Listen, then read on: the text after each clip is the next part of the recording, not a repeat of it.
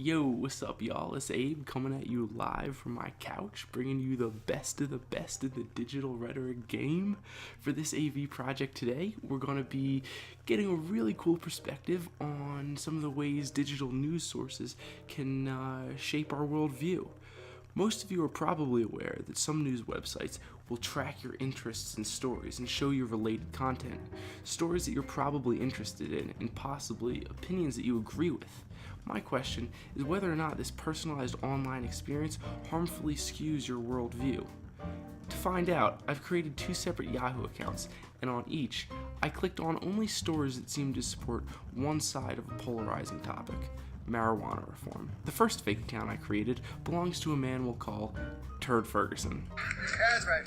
Turd Ferguson. It's a funny name. The second account we'll name after a Mog named Barf. That's my name. Barf. I'm a Mog. Half man, half dog. I'm my own best friend.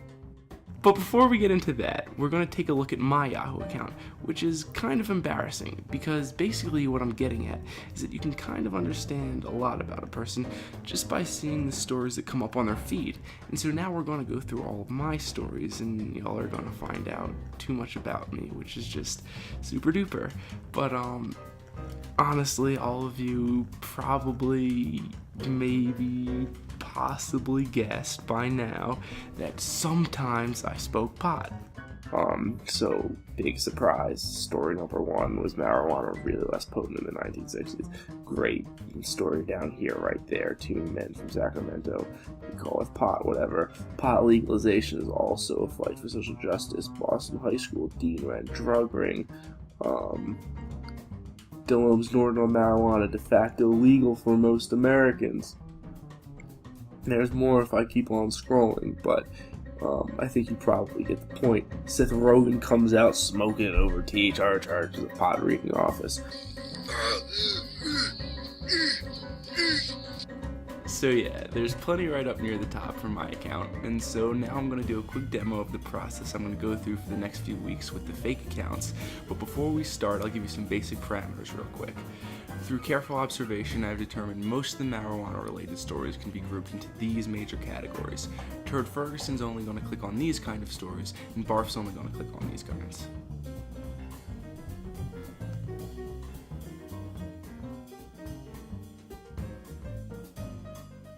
Alright y'all, so here we go. We got a fresh Yahoo page, and we're going to start off with Turd Ferguson, who's going to be clicking on the stories that are generally more in favor of pot legalization.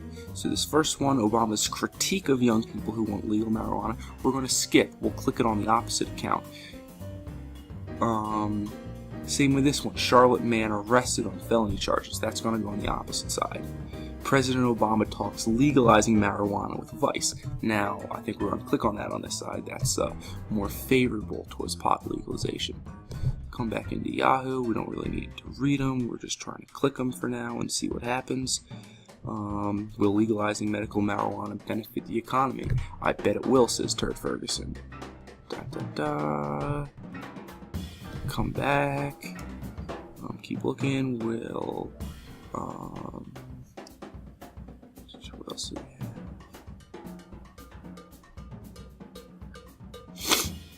Ruling clears way for marijuana convictions to be erased. That, I would say, is firmly in the category of legislative reform progress. Come on back. I'm looking. Marijuana, California's #1 cash crop. There we go. So, all the ones you saw that I skipped, obviously I'll click on the opposite side, and that's basically the gist of what I'm going to be doing over the next few weeks. So now we got to do is smoke pot and wait, and by wait I mean smoke pot and wait.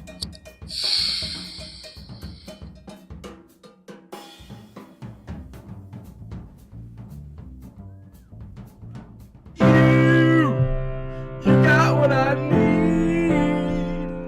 What you say, he just a friend. What you say, he just a friend. Oh baby, you got what I need.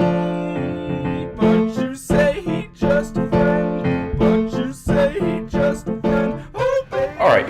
kind of get serious for a moment as we take a look at our results. First, the good news. On the final day of this inquiry, there were a fair amount of stories that showed up on each account. Both accounts had a surplus of pot-related stories, but there was a considerable amount of overlap in the content. Many of the stories that showed up on each account seemed more impartial than some of the other stories that were exclusively on one page or the other. These stories, for instance, only showed up on Turd Ferguson's page,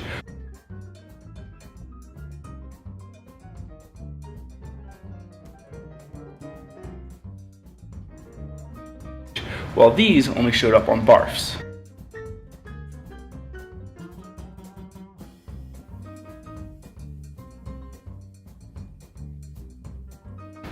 So, in sum, the system does not seem dangerously skewed, but with some effort your news selection can become noticeably slanted. Because most people seek a more centrist viewpoint and are likely to click on stories on each side of a topic, the danger of such a modified view lessens, but we can still learn something from this experiment that we can make use of in our own lives. Even if your news stories sound impartial, the selection of the stories you are consuming can take on a clear left or right leaning angle. Take MSNBC or Fox News. How many of you exclusively watch one or the other? In my opinion, doing so is just as irresponsible as exclusively clicking on stories in the fashion I have for this experiment. In this digital age, one must actively seek out an impartial view by consuming news from a variety of sources.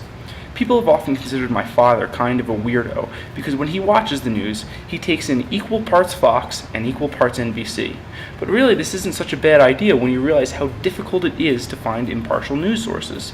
The best way to stay informed in this day and age is to acknowledge the biased nature of the media and consume your news accordingly from a variety of sources.